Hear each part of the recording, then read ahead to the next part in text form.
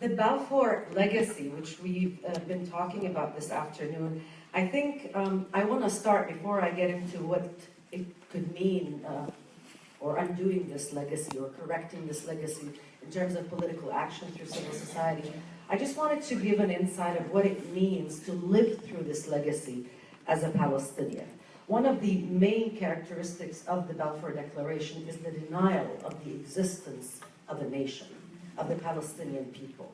We were referred to in the anonymous. We were the others living here, the tribes, the scattered people, those who did not have an identity, when we really did. And we had a thriving society, cultural, economic life that we know about, and that the world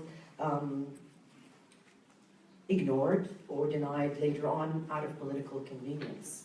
Now, that legacy continued, because what happened as a result of Balfour and the facilitation of the establishment of Israel at the expense of Palestine, and the denial of the very existence of Palestinians, and the referral to them as the Arabs in Mandate Palestine, continues to this very day.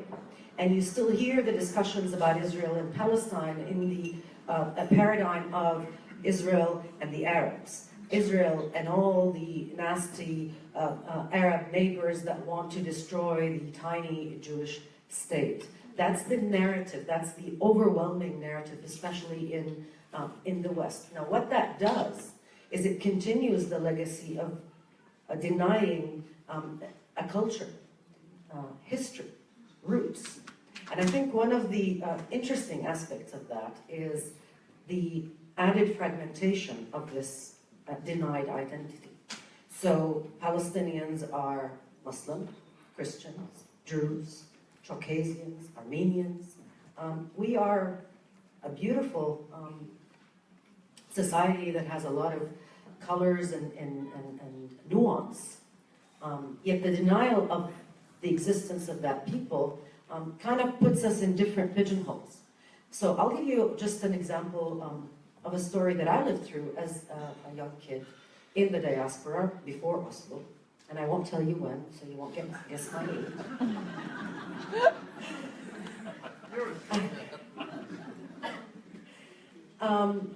As a Palestinian, we all celebrate Christmas. It's a Palestinian celebration. It's not just a religious celebration for Palestinian Christians. This is something that we take pride in.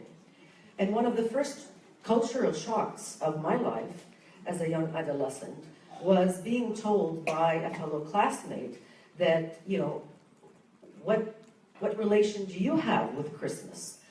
There's nothing that relates you with Christmas. You Arabs don't recognize Christ. You don't recognize Jesus, and Bethlehem is in Israel.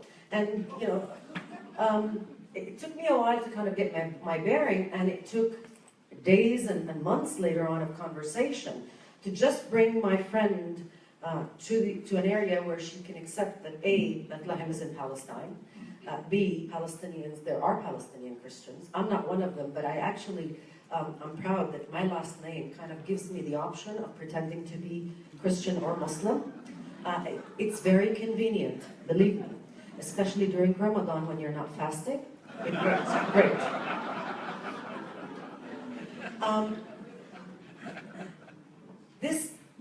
This story, and I remember it now endearingly because it was, you know, a good conversation.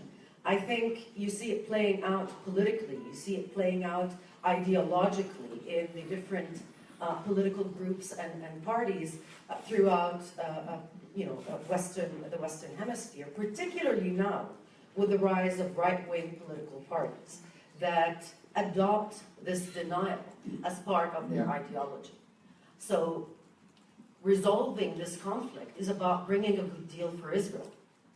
Moving the American embassy to Jerusalem is about fulfilling the Israeli aspirations. It's about recognizing Israeli aspirations and sovereignty over Jerusalem.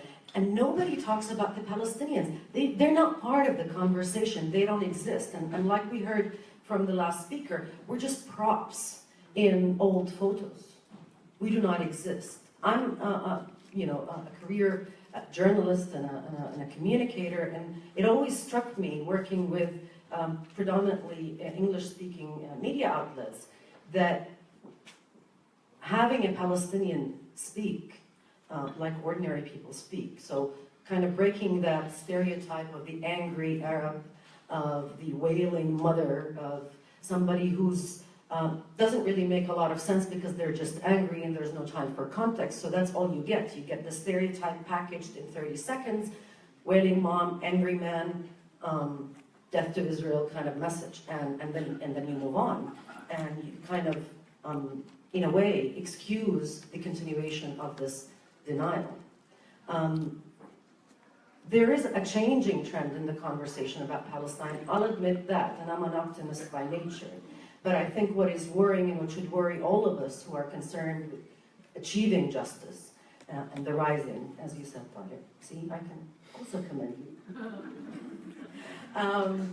Is that this changing trend of conversation is happening in an almost parallel universe to where the rising trends of politics are taking us. And where the rising trends of right-wing politics are taking us is nowhere bright and nowhere healthy. In fact, what I see as in those trends is a way to pull us back to a conversation that further fragments the discussion on Palestine, further fragments the discussion on justice in the Middle East, and a way to completely blindside all the aspects of injustice and all the aspects of conflict in the Middle East. And it's much easier, it's much simpler. We were divided between the good guys and the bad guys, the Muslim Islamic fundamentalist terrorists and the good guys, if there are any. And the good guys are the only, they're only good guys if they help the good guys from abroad defeat the bad guys from within. That trend is very dangerous, and I think civil society has a critical role in checking that conversation, in making sure that we are very clear that this kind of division and this kind of denial is unacceptable. You cannot have a conversation about a conflict without recognizing all the elements and factors of this conflict, all the protagonists in this conflict. You cannot resolve a conflict if you treat one people, one side of this conflict with such disdain.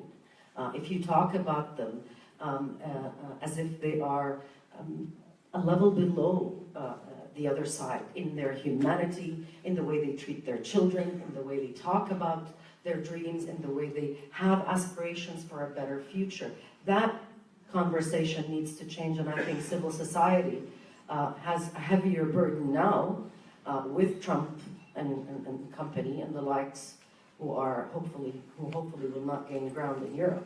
But civil society, I think, is in a very important position at this time to keep fact-checking that conversation, because it's ignorant, it's racist, and it's not conducive to justice or to peace. It's being empowered by a lot of protagonists, it's being advanced, it's being dished out by millions and millions of dollars in spin doctors and PR firms, but it's inaccurate and it is counterproductive, because it will also make our lives here in Palestine harder.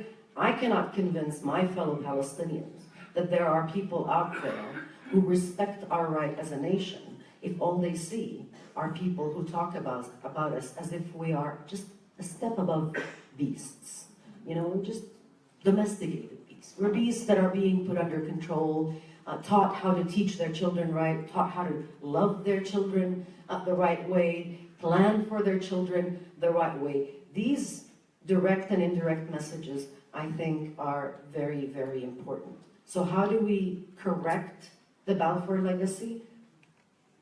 I'm not sure it's possible right now to talk about an apology from Great Britain, although I do stand by the position that that apology is needed at some point or another.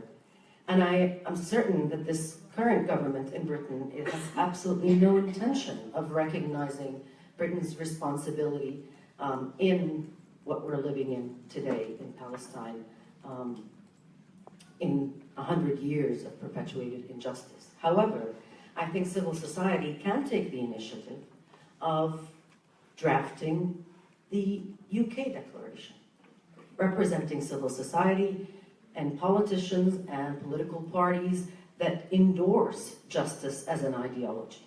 And to produce that on the 100th anniversary of the Balfour Declaration in order, A, to communicate that there are those who recognize what the Balfour Declaration is, what the Balfour Declaration did and continues to do. The Balfour Declaration is history, perhaps for Britain, perhaps for Israel.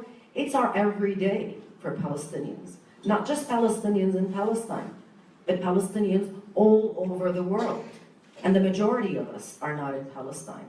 So this is a living document as far as we're concerned. This is a living act of injustice that continues and is passed on generation after generation. And we don't say that because we like being victims. Believe me, this is a role we're very tired of. I think my generation almost got used to the idea that we're victims, and if we just show that we have the will to live and we can be positive, then the world will like us again, and the world will accept our rights. I think we're in a phase in my generation where we're almost sick of that, because it also includes an acceptance of a racist notion that we need to prove that we are good beasts, that we've been domesticated, that we have learned to do the right tricks. Well, we haven't, and we don't want to. What we want is a conversation between equals, is a reality set by equals on the ground of justice. The world has told us for the past 20-some years that that has to be in the context of a two-state solution. I happen to agree for very selfish reasons. Not because Jaffa and Haifa and Akko are less important to me as a Palestinian than Hebron, my native city, or Jerusalem or Bethlehem. No, but because it is the historical compromise that we Palestinians put out in advance in order to undo the legacy of Balfour, in order to produce that two-state vision that was forced on the Palestinians, because nobody took our opinion. Nobody asked us what we thought, what we wanted. Nobody wanted to meet with us. We Palestinians dispatched delegations all around the world since the 1920s. They went and they knocked on doors and they begged to be part of the conversation. They were excluded, and it was easy to exclude them. They didn't look the part, they didn't act the part, they didn't talk the part. So it was easy in that colonial Orientalist mindset to kind of discard them as the Mohammedans, as, you know, those people in the Middle East. And there are so many Arab countries, and this is, you know, an argument that I continue to hear from a lot of Israeli and pro-Israeli groups.